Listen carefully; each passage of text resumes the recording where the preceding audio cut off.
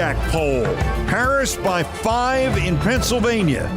And I'm beginning to suspect the Trump campaign is this close to offering anybody in a swing state who votes for him a nude photo of Melania. I mean, that is neither as gratuitous nor as crazy as it sounds.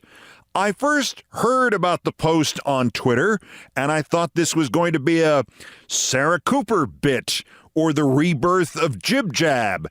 And then I clicked on it. Why do I stand proudly behind my nude modeling work? The more pressing question is, why has the media chosen to scrutinize my celebration of the human form in a fashion photo shoot? Are we no longer... Michigan, Harris by 5, Quinnipiac. Wisconsin, Harris by 1, Quinnipiac. Georgia, Trump by just 3. That's Donald, not Melania. Atlanta Journal-Constitution poll, it had been 5. And as mentioned, Pennsylvania, Harris by 5, Quinnipiac. Oh, also, Pennsylvania. Throw in Stein and Oliver, it's Harris by 6, Quinnipiac. Nationally, Harris 50, Trump 48 in a poll by Fox News a month after they had it Trump 50, Harris 49. How about vote for Trump and order Melania's book and get 2 free nude photos of her? That's where we are, or almost where we are. Ex-prosecutor Vice President swapped in for the retiring president versus insane proto-Nazi racist would-be-dictator adjudicated sex offender with the nude model first lady and her stepsons, who are both appearing with an Oklahoma religious crackpot who has called the vice president a, quote, lying whore, and their dad's campaign is about the scary, illegal black people eating cats.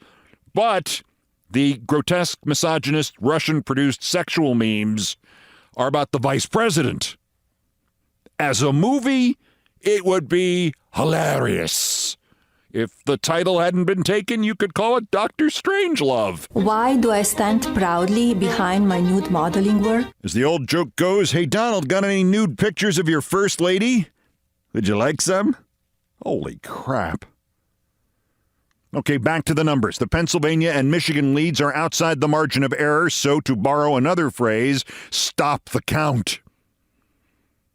More nationally, YouGov for The Economist has it Harris by 4. ActiVote has Harris by 6, and literally 2 weeks ago, it was Harris by 2, and the 538 average ticked up to Harris by 3.3. Okay, my final offer. Vote for Trump in Pennsylvania, and you can take a photo with the First Lady, and that's as far as I go. The Trump people remain utterly mystified by what is happening. Like all Republicans, ever since Newt Gingrich crawled out of the primordial slime, they live by one mantra and one mantra only. If it is evil and it worked, do more of it. If it's evil and it didn't work, do twice as much of it. They cannot figure this out. Crazy won them the White House in 2016. Crazy almost won them a coup in 2020. So why is crazy losing? And losing a little bit more every week to her. Naturally, the response is, the evil once worked, but it hasn't been working, so we won't stop it and we won't double it. We have to do 3 times as much of it as we did previously. I mean, Axios, far-right reactionary Axios, headlined all this last night, the no shame strategy. The Interior headline, Vance's zero shame strategy. It's also Vance's zero truth strategy. This whole thing about the cats and the migrants in Springfield, Ohio, the whole raison d'etre of J.V. Vance's stochastic terrorist attack on the residents of his own state, this has now been revealed to originate from 2 lies. The first lie was from the woman who posted to Facebook about somebody's friends, neighbors, aunts, uncles, condoms, salesmen seeing somebody eat a cat. The woman's name was Erica Lee. She has at least expressed remorse.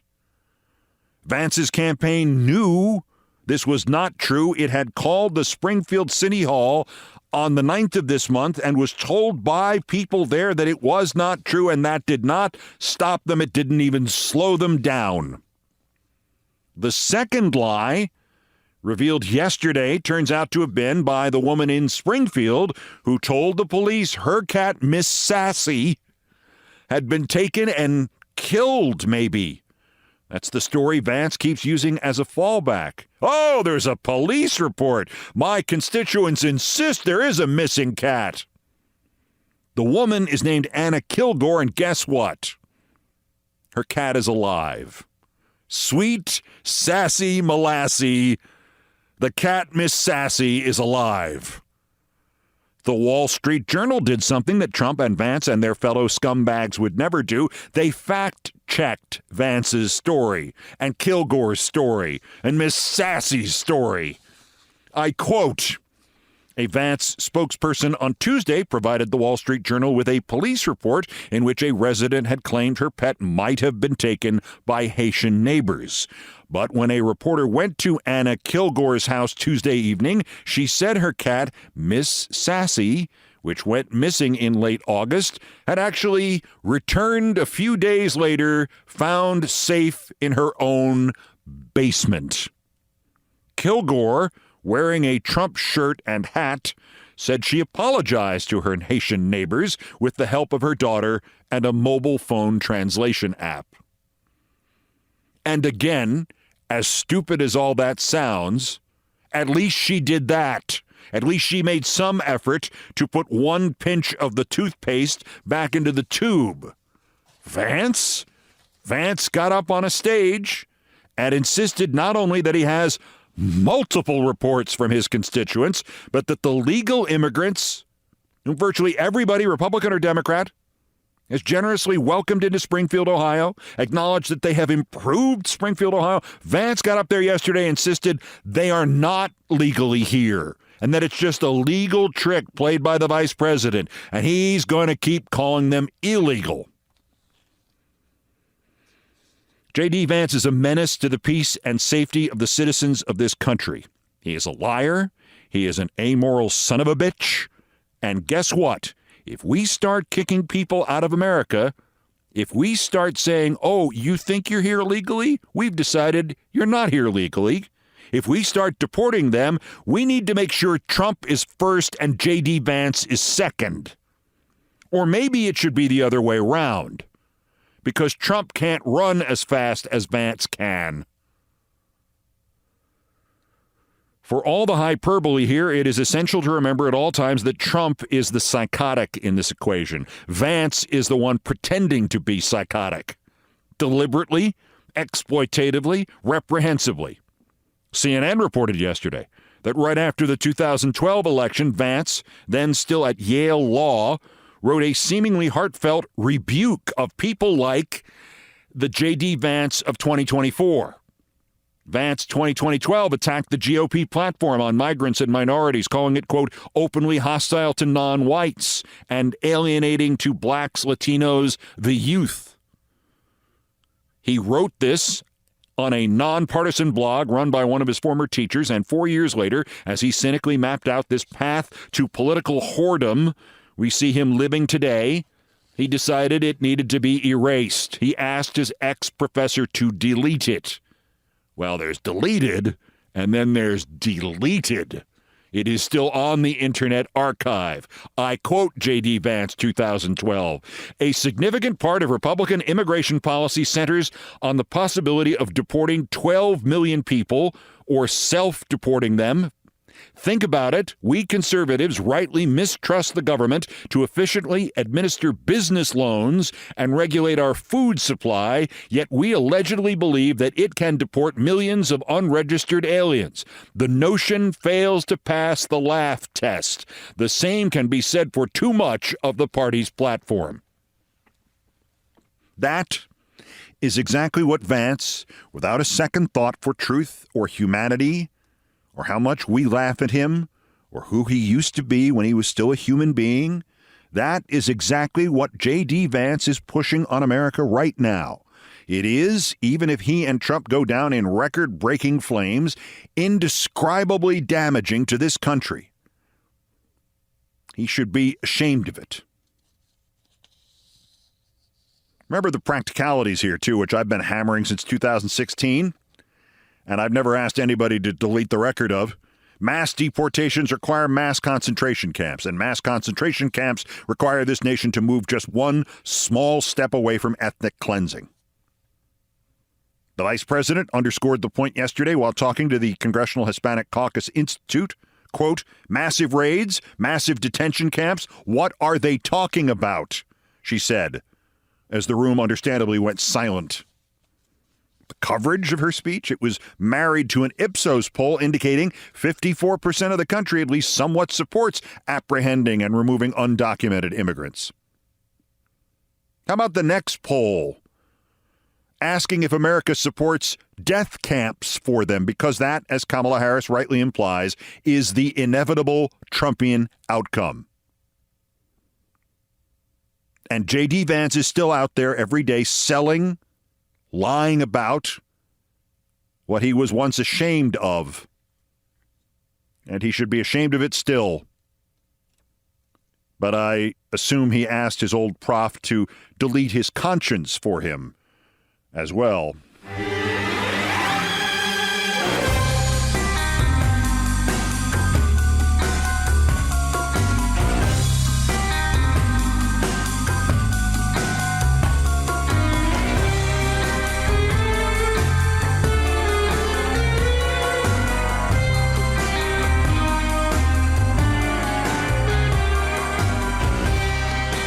The overall picture continues to verify something I guessed weeks ago. The Trump campaign will just get darker and darker, and many of its leaders will abandon hope of an electoral victory and focus entirely on forcing a contingent election in the House of Representatives or another coup attempt, or both. This is a dangerous cult full of stupid, failed people looking for somebody else to blame. When they were told yesterday at a Vance event that the Fed had cut interest rates, they booed. Because in their echo chamber, any economic improvement now, including economic improvement for themselves, is bad news for Trump. It is madness, and no, lemmings do not actually follow each other blindly off of cliffs. But metaphorically, Trump thugs do follow each other blindly off of cliffs. For my next guess, the next flashpoint is going to be a really difficult one. Those 2 charges against the guy at the Trump Golf Club, the weapons possessions violations, that may be it. The Department of Justice may not have any other legal action to take against him, although clearly it wants more. It is combing his life to look for something else to charge him with, as is the state of Florida. But as the Wall Street Journal put it, quote, additional charges would present challenges for prosecutors, since law enforcement officials have said Routh never fired a shot or had Trump in his line of sight before a Secret Service agent spotted his rifle poking through the golf course fence and opened fire, sending him fleeing. If you've noticed, even places like the Wall Street Journal and Fox are backing away from referring to this event at the golf course as a, quote, assassination attempt, unquote. Fox still had that term on its front page last night in mice type at the bottom, given less prominent play than Woj leaving ESPN. The Journal has adopted, quote, apparent assassination attempt, unquote. What happens when the cult figures out that the suspect is facing, like, 6 years in jail for a crime they consider worse than the crucifixion? Well, I'm just going to guess that at that point they send out Vance to claim that the man is also an undocumented immigrant.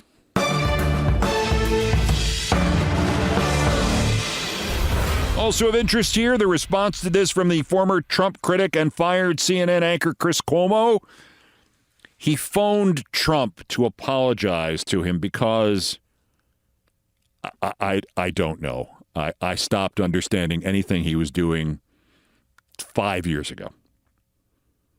Chris Cuomo used to think the correct journalistic answer to how to have CNN cover the implosion of his brother's tenure as governor of New York was to just ignore the story every night.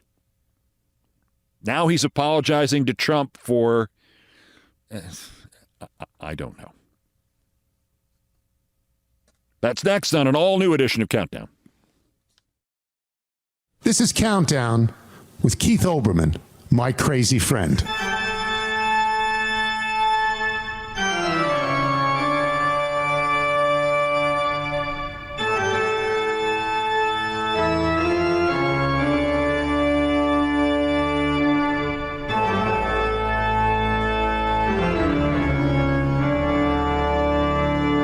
Still ahead of us on this all-new edition of Countdown, it dawned on me the other day that I have been living in apartments in New York City for more than 2/3 of my life now, and that inevitably led me to think back to the day. And how many times has this happened to you? How many times have you flashed back to the day when somebody came over to the apartment building you were living in and lit it on fire? The story of, hey, why is the light through yonder window breaking so much brighter than usual? Next, in Things I Promised Not to Tell. They lit my building on fire. First, there are still more new idiots to talk about. The daily roundup of the miscreants, morons, and Dunning-Kruger effect specimens who constitute today's worst persons in the world. Or, as the number 3 here would say it, would. The bronze, worse, Maria Bartiromo.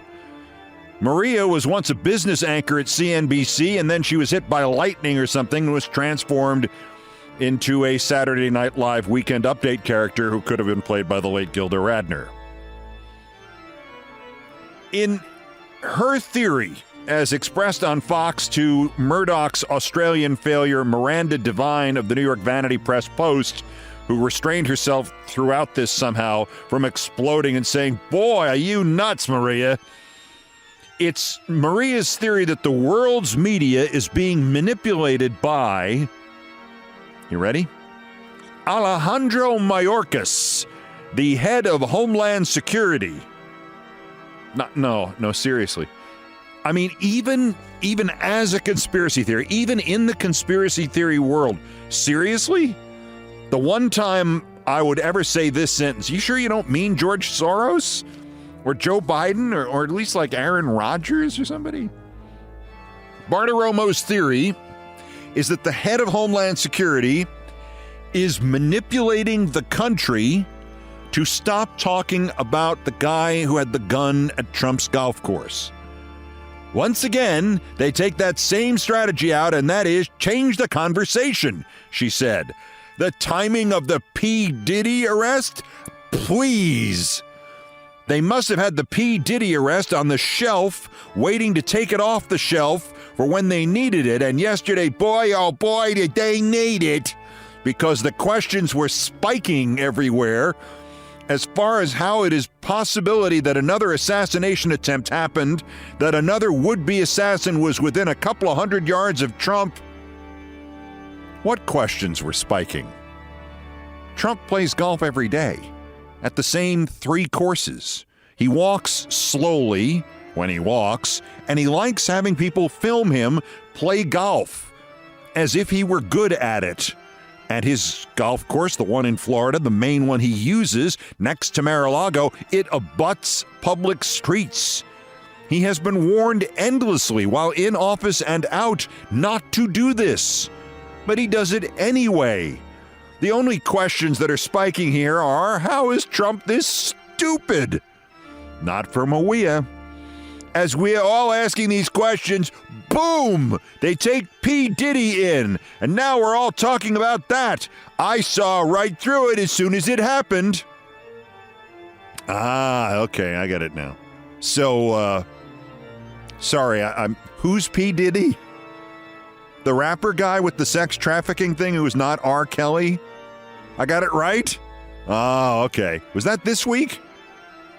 Maria, the only thing you saw right through was reality and into your own little fantasy paranoid world. The runner-up, worser, the University of South Carolina. I'll just read this intact from the South Carolina Daily Gazette, the nonprofit news site in that state. Columbia, a social media message circulating among University of South Carolina alumni is criticizing the state's largest university system for allowing a student event featuring a pair of controversial far-right political provocateurs, including the founder of the Proud Boys. In response, a college spokesman said allowing the event is a matter of free speech. The September event, sponsored by the USC chapter of Uncensored America, bills itself as a roast of Vice President Harris with roast masters Milo Yiannopoulos and Gavin McInnes. That's Gavin McInnes from the Proud Boys. Proud is a brand name. They don't have anything to be proud about. The event's title uses a crude spelling of the Democratic presidential nominee's name, which the SC Daily Gazette is intentionally not repeating, unquote. The newspaper The Guardian is quoting a South Carolina student named Nick Stewart as saying, "As someone who normally has a lot of school pride, this ordeal has made me feel ashamed of being a student at USC." Well, yeah, look, it's South Carolina, so our expectations for you doing the right thing were next to nothing, but Jesus suffering F. You're actually hosting this on campus, an attack on a vice president of the United States, and making a sexual joke about her in the title of the thing with these two idiots, McInnes and But our winner, worse than all this, the worst, Chris Cuomo. I was explaining this, in fact, Chris Cuomo's name came up during it, to a media reporter the other day. There are those of us who suffer from being on TV, radio, podcast disorder. It's a minor personality disorder, and if you recognize you have it and that it's not quite 100% healthy, you're coping with it. You're not dangerous, you're not harming anybody. I mean, you might humiliate yourself now and again.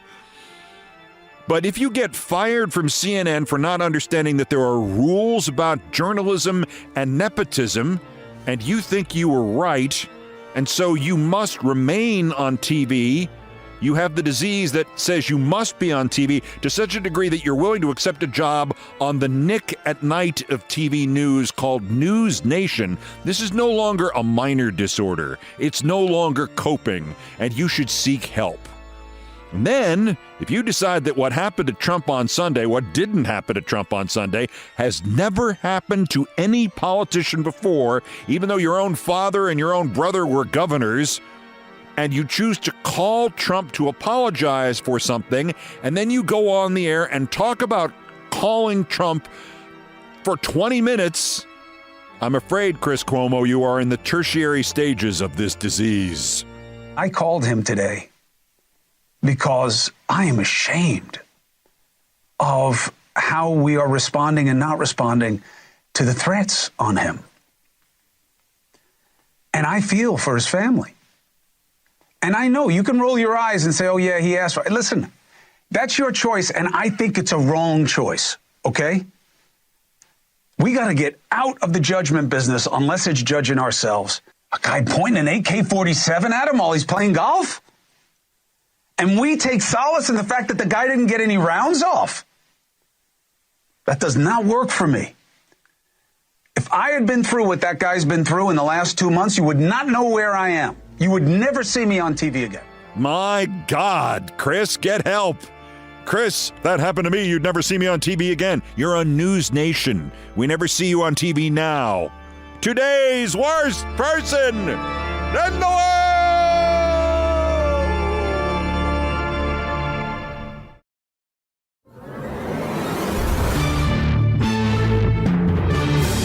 Number one story on the countdown, and my favorite topic, me and things I promised not to tell.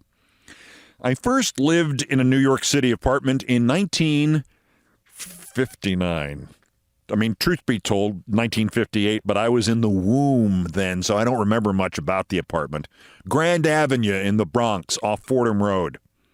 Full time we lived there until October 1960, then roughly one day a week in another apartment, the one my grandparents lived, same block, until, like my folks, my grandparents moved out of the Bronx to the suburbs, round about when I was 7.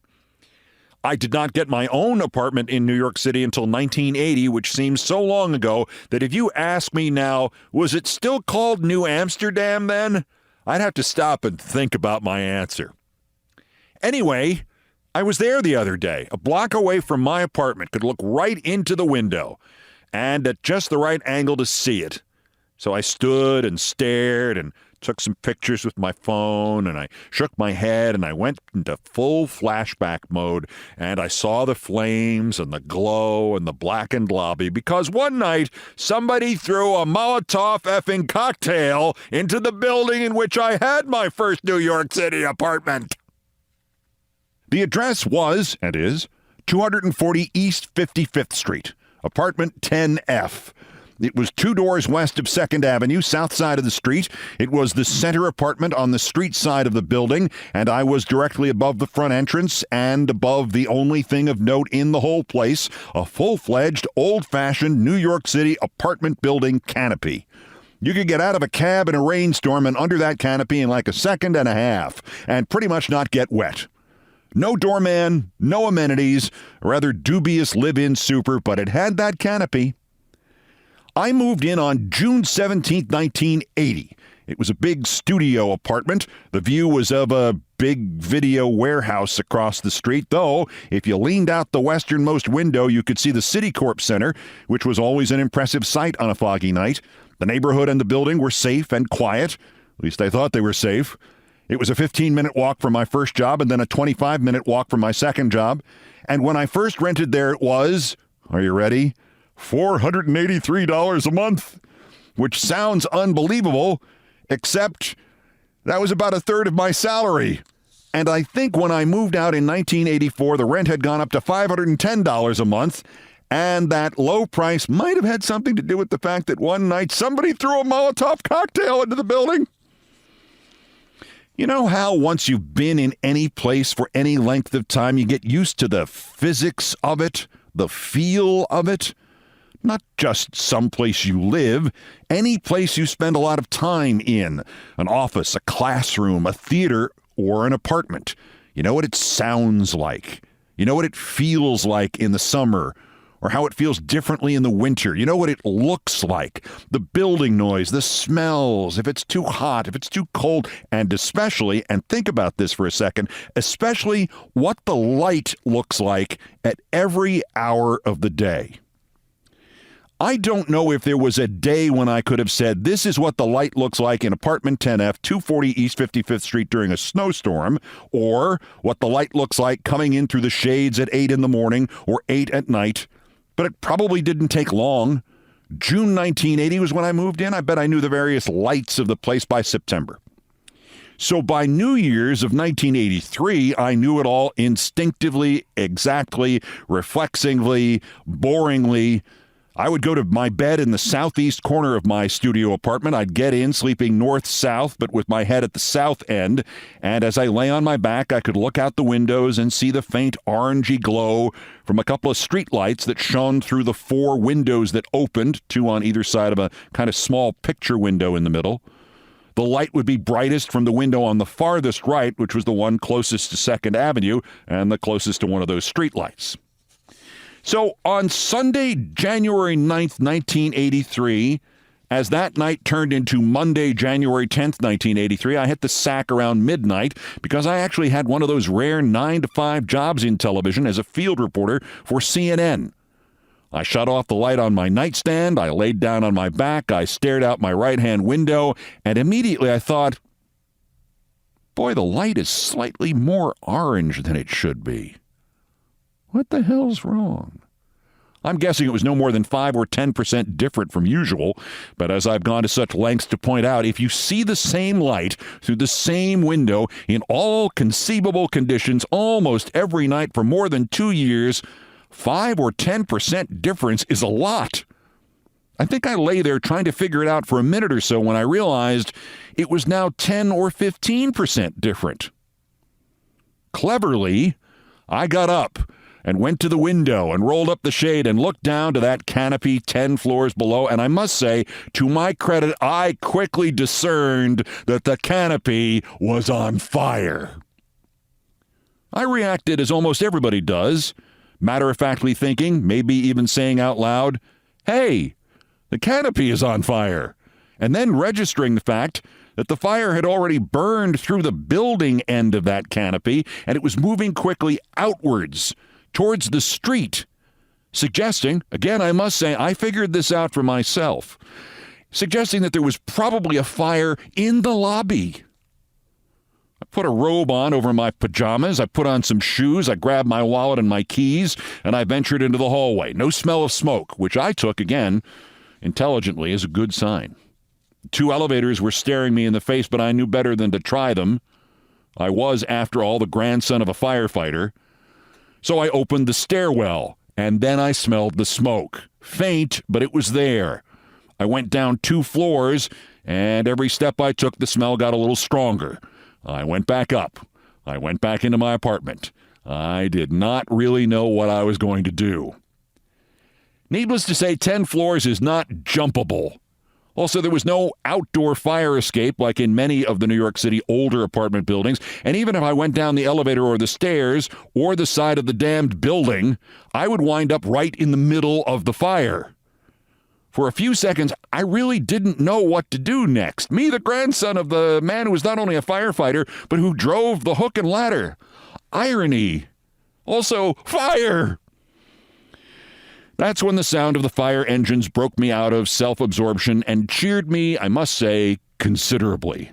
They parked right near where that convenient canopy used to be, but was now pretty much a charred hunk of the metal framing and a little burned fabric. I'm sure you've seen a fire. Maybe you've seen firefighters arrive at one and get going with their amazing speed, but there is something different in seeing it from the vantage point of being above the fire. First, there is an extraordinary amount of water, then a lot of smoke, then an almost unstoppable instinct to say, cool. And then you go and check the stairwell again and joyfully inhale the smell of stuff that had been on fire, but was now no longer on fire and just inundated with water. Hallelujah. I waited until after they left before I decided to go back to my bed. I did not feel the need to add to whatever loud chaos was going on in the lobby, or what had been the lobby, nor to get any details about the fire other than the key one, which was, it's out!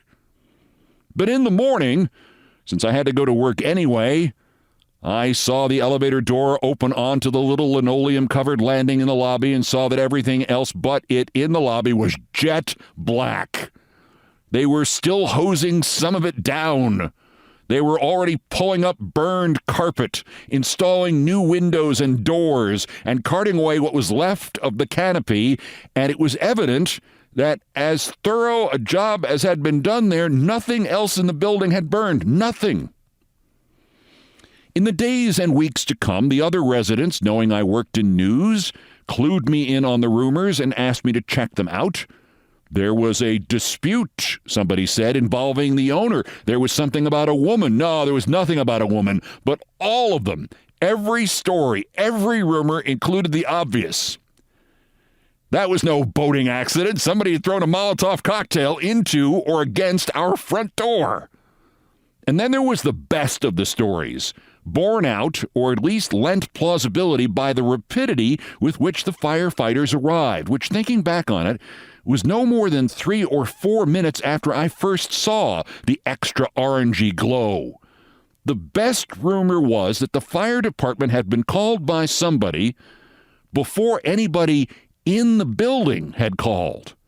The implication was somebody called in a fire and then started the fire. For 40 years plus, I have been unable to find the truth. The fire, doing superficial but ultimately not serious damage, did not make the New York newspapers.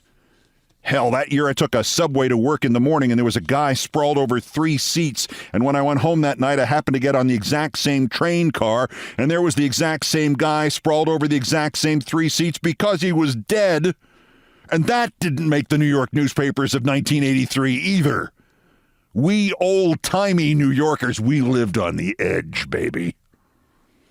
All I know is that within weeks, a doorman was hired. His name was Gene, and he had a strong Irish accent, and he was still there as of 2002. And then the building suddenly went co-op. All of us renters were suddenly offered the chance to buy our apartments. But I didn't want to take out a loan, and I expected to be moving to Boston in the near future, and I kept thinking about that Molotov cocktail, so I turned down that apartment at the price of, are you lying down? $36,500. Turned it down. Because, yeah, there was the fire and the loan and Boston. But ultimately, I turned it down even just to keep as a storage unit. I turned that apartment down because when it comes to investments, I'm a moron.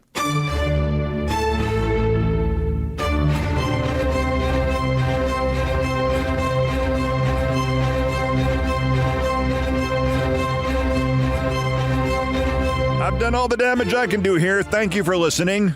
We're now back to 5 episodes a week, posting nightly just after midnight Eastern. Once again, there is a Monday countdown. I was just thinking as I read that, if you said to me in 1980, you'll still be doing this when you're 65, only you'll be doing a podcast, I wouldn't have had any idea what you were talking about. Of course, I was pretty dim then. I probably wouldn't have had any idea what you were talking about, no matter what you brought up. Brian Ray and John Philip Chanel, the musical directors of Countdown, arranged, produced, and performed most of our music. Mr. Chanel handled the orchestration and the keyboards. Mr. Ray was on the guitars, bass, and drums, and it was produced by TKO Brothers. Our satirical and pithy musical comments are by the best baseball stadium organist ever, Nancy Faust. The sports music is the Olbermann theme from ESPN2, written by Mitch Warren Davis, courtesy of ESPN Inc. Other music arranged and performed by the group No Horns Allowed. My announcer today was my friend Tony Kornheiser, in honor of the retirement of Woj. Good luck, Adrian. Everything else was pretty much my fault. That's Countdown for this, the 48th day until the 2024 presidential election, the 1,346th day since convicted felon, domestic J terrorists' first attempted coup against the democratically elected government of the United States. Use the election, use the mental health system, use presidential immunity if you have to keep him from doing it again while we still can. The next scheduled countdown is tomorrow.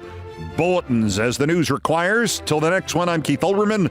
Good morning, good afternoon, good night, and good luck.